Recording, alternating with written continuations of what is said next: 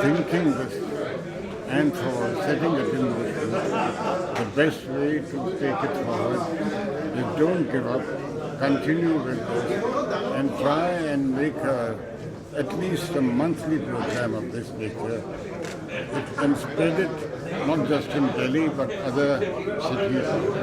My congratulations. Thank you very much, sir. Thank you very much. Jan Saab. Sir?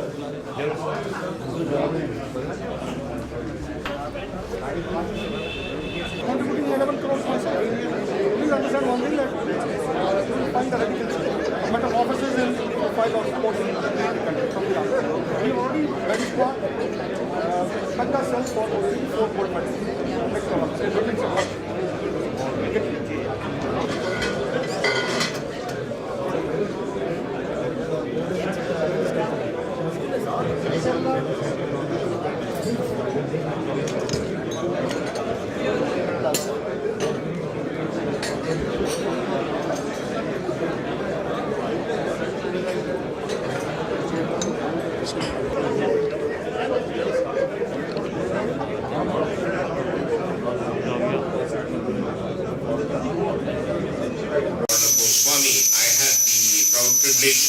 of introducing him, and we have known each other for the past 20 years very closely. Ever since I left the army, and we began interacting initially at the NDTV, and thereafter, ever since times now, was an idea that was in his mind. I'm proud to say that I'm one of the first few people that he did sound that he wanted me to be with him in the initiative, and we've been together since then. Arnab Goswami actually needs no introduction in India. In fact, I've read some articles on the net where a foreigner or an NRI had asked, who is Arnab? So the person responded to say, you're obviously not Indian. Arnab Goswami has had a distinguished academic past. He's a Delhi University topper in political science. He's a Felix Trust Rhodes Scholar from St. Antony's College, Oxford. He's also been a Pautev Fellow at Cambridge University. He's an author. He writes, though rarely now, but some of the pieces that he's written are obviously collector's items. He has, in the span of about 7 years or more, made Times Now quite simply the leading English language television channel in India, which garners more viewership, twice as much viewership than every English channel in India put together. The last figures I saw was 71% viewership. Arnab Goswami is a man of many parts. He is, beyond everything else, a very, very committed Indian, and I see him very much as Mr. India, Arnab Goswami.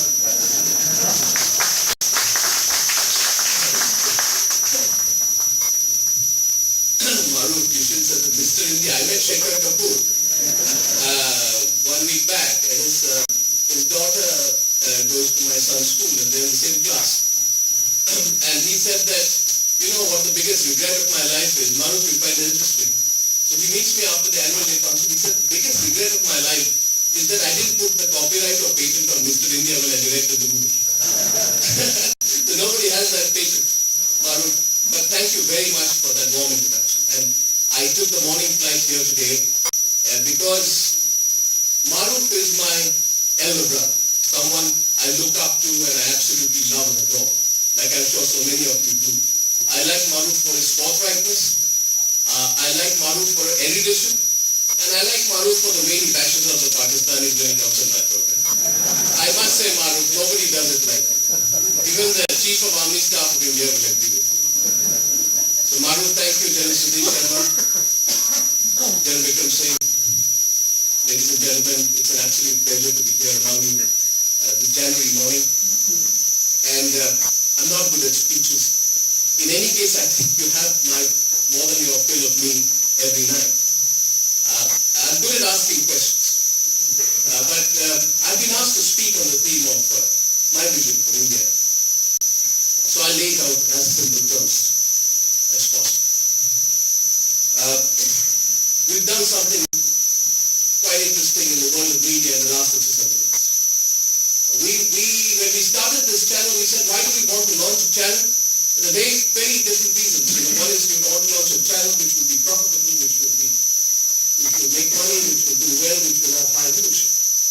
for me, the most compelling reason came one day. We were sitting in a room and we had our then joint venture partners from Reuters. We had a tie-up with Reuters and they came and sitting in a room and they asked me, Mr. Goswami, and they had come down from New York, just tell us in one or two words what your vision for this channel is. And why do you want to launch another news channel? Because there was NDTV, which I just left. And in my, I was confused and I was not sure of myself. I was 20 years old and I said to him that, Mr. So-and-so, I think we need to have a channel because we can impact the mind space of people in this country. So he said, please elaborate that. We find it interesting. So I said there is a need, I believe, to change the way people think. So they said, you don't see yourself principally therefore as a news delivery man. I said, no. The news delivery man came to my house 20 years back and with a bottle of milk outside my father's cantonment house, he also put the Times of India. That was the news delivery man. The news delivery man cannot be doing the same job in the India of the 21st century. So we need to change the way news is done. And my effort has been to principally try and change the way news is done. Over the last 8 years, this is the 8th of January 31st, we complete 8 years of this channel. The first 2 years have been that of struggle when we try to make the channel number one. I can assure you, ladies and gentlemen, what we do after that for the last 6 years that we've been doing is not just for the ratings or for the popularity or to make this channel a powerful channel. It is because somewhere a transformational experience is happening in this country. You sense the transformational experience when you meet young people, when they talk to you. When a 14 or 15-year-old committed Indian comes to you and talks passionately about this country's politics. When you see people in their early 40s taking charge of politics in this country. When you see a vibrant debate going on corruption. When you see the issues of corruption asked so eloquently by my friend Pramod, who's in the audience, being raised in an aggressive and straightforward manner. When you see complacency being challenged in our political class, when you see bureaucrats afraid to sign on a file which 5 years from now, under the Right to Information Act or a judicial intervention, might come in the public domain and be seen to be an act of crony capitalism or corruption, that sense of fear in the bureaucracy, that is happening is, I think, an awakening that is happening in this country. And I am so happy to have been a small part of it in the last few years. So I'm not here to lecture before you, but I've been asked to speak upon my vision for India. So, what do I tell you about my vision for India? I was born in 1973, I passed out of college in 1993, and the first batch that passed out of India in the post-reforms period. Today I'm 40 years old, and I wonder what kind of country my son will inherit 10 years from now when he goes out into the world. I want an India that has 7 things which I believe, and I'm not going to give a lecture. I'll give you 7 things I want for this country. And these 7 things we can achieve in a 3 to 4 year horizon if we are aggressive about it. If we are complacent, we should still achieve it in 7 years.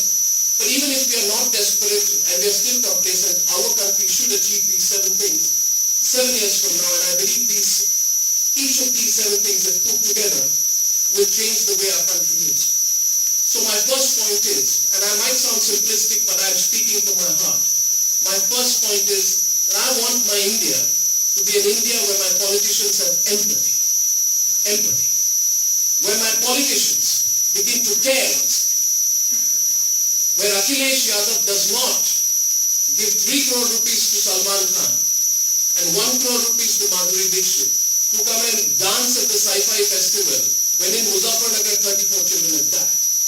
That stark contrast between these 3 situations, between these 2 situations of what's happening in Saifa and Muzaffarnagar should hit 40-year-old Akhilesh even more than it hits me, though I'm the same age. And I wonder somewhere why Akhilesh does not have that empathy. And I want to teach a lesson to those politicians who don't have empathy. So we are going to send cameras across the 8 countries where 24 MLAs from Uttar Pradesh and 8 cabinet ministers led by the indomitable Azam Khan are going to go on this foreign holiday. And you'd be surprised, Amici, you know I don't speak on politics and you'll smile only when I say this. But if you give you the itinerary of these politicians, it would shock you that they call this a study tour. They're going to Venice. They're going to Cairo. They're hopping by in Dubai. And then they are going to London and Amsterdam. And I asked one of them who was on my program and he walked out. I've had 3 or 4 walkouts in the last week.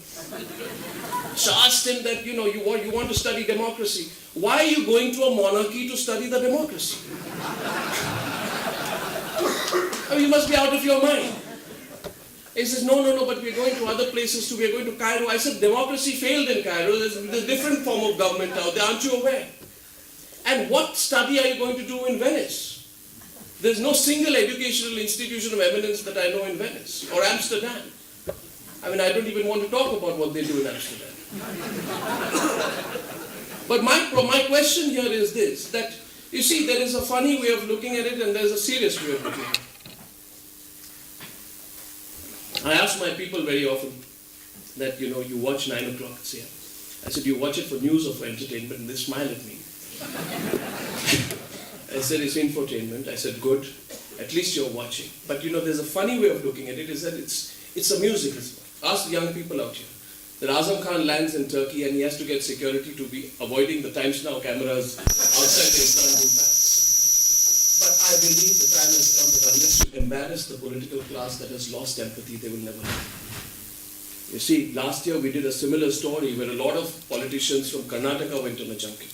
The government told us that we will never in the future do this, and they went again.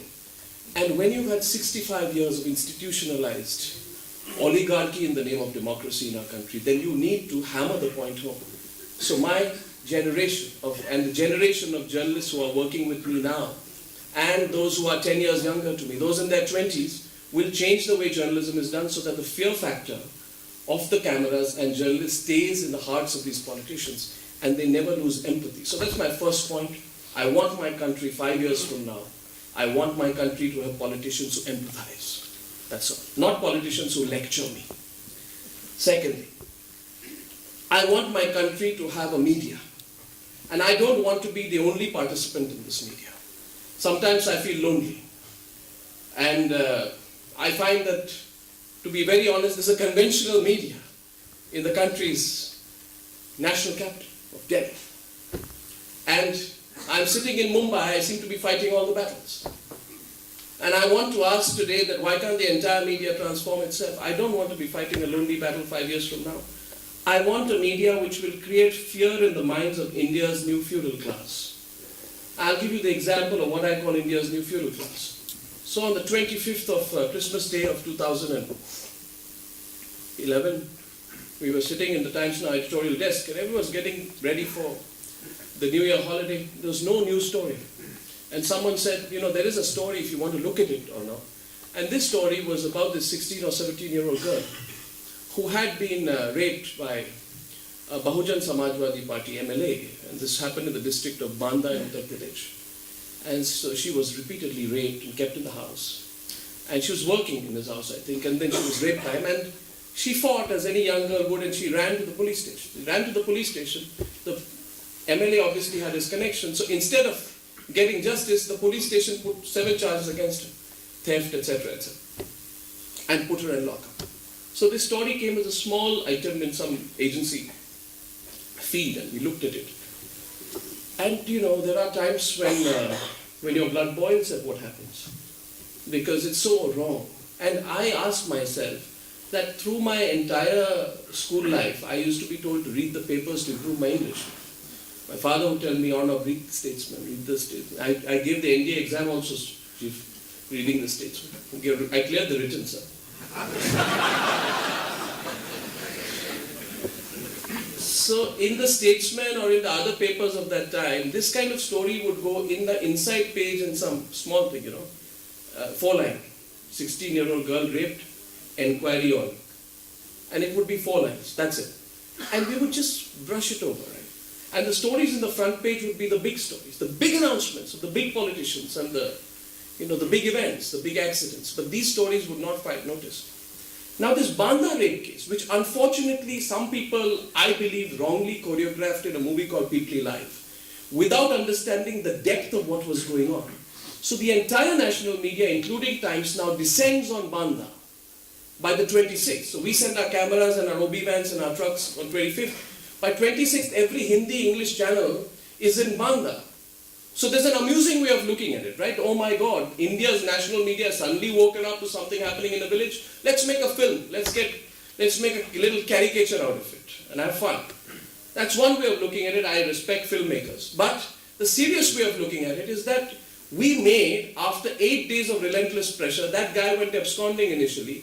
We put so much pressure that even the very arrogant Mayawati in that particular case had to relent. And all the arrogance went away, and she had to relent, and she had to make sure that the guy was caught. He was put behind bars.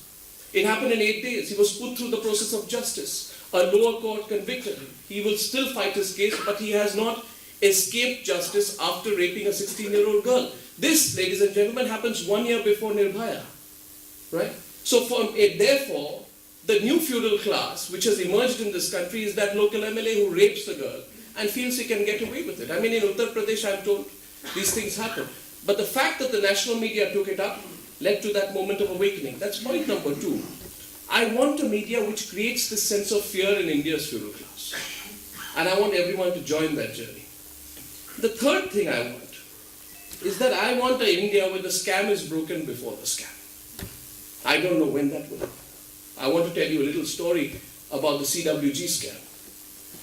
You see, nowadays some politicians call me. There was a minister who got his portfolio changed.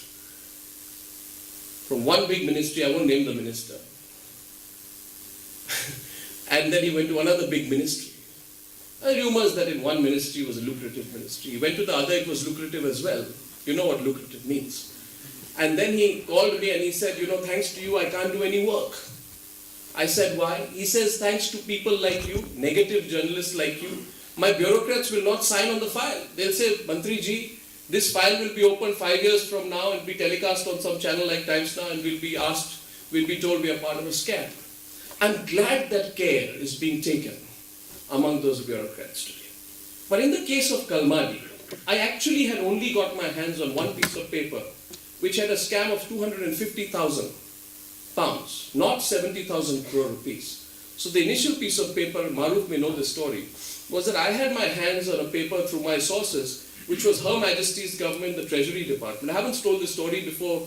The cameras are rolling. I didn't mean to make this on record, but it was only one part of a 250,000 accountancy problem, which Her Majesty's Government felt that the Indians who came and organized the opening ceremony.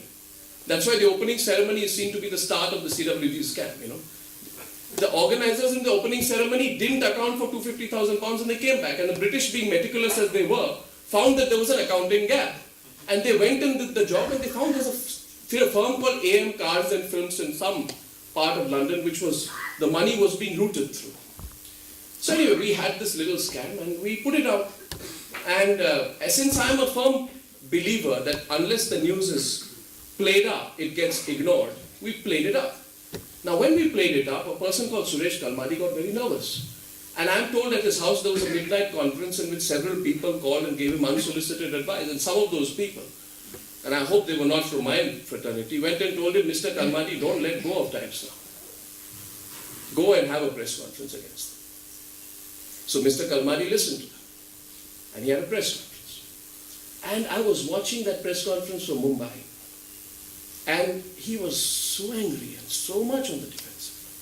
And he said, every time I put 4 reporters in that press conference, this is a press conference, 4 reporters, 4 cameras were put, so that we would get our turn to ask a question. Every time my reporter stood up, Mr. Kalmadi, this is not the Times Now studio where you can shout and scream, keep quiet, sit down, this, that. He wouldn't let my reporters ask a question. His defensiveness in that press conference made me wonder whether he was hiding something more. And I'm making a confession here today, maybe Mr. Kalmadi, it's time for you to know it, that I didn't have the scam till the day you shouted and screamed in the press conference. But when I saw you like that, then I felt you were hiding something. It took me 10 days after that to get the full sense of the scam. So the CWG scam would have been a 250,000 crore rupees scam. Arvind Kejriwal would not pound scam. He wouldn't be talking about it. It became big because Mr. Kalmadi went overboard in his initial reactions. Like they always say, when someone does something wrong, he tries to hide it by shouting more. So I want a country where the media is so aggressive that the scam is broken before the scam. That's point number 3. And my 4th point is very important. I want a country where the powerful will know who to defend and the media will know who to fight for. You see, 4 years back, Sanjay Dutt was on his usual trips between Arthur Road Jail and the other jail in Pune. You know, it's a usual thing. Sanjay Dutt would come and the media would go berserk. We would go berserk as well. We would send 6 or 7 cameras to track every movement of Sanjay Dutt. I mean, short of helicopters above his car, everything was going on. And strategically, every 50 kilometers when he would stop for chai, he would crane his neck out and he would say that I have full faith in the law, and then there would be breaking news. Sanjay Dutt says he's full faith in the law. And we were terribly excited. And we were covering Sanjay Dutt like crazy that day. And I was so happy because we were beating all the other channels. Hollow. In that happy situation, I came back to my room to have lunch. And I got a phone call. And this gentleman calls me from Bangalore. And the gentleman says that, is that Arnab Goswami? I said, yes. He says, I have been following you. And it was a very grave voice. He said, I've been following you and I've been following your career and I've been following your channel. And I just want to tell you this, that after today, I will never ever in my life watch any news channel, certainly not follow you or follow your channel. I was totally taken aback. So I said, Mr. So-and-so, what is the reason? I mean, what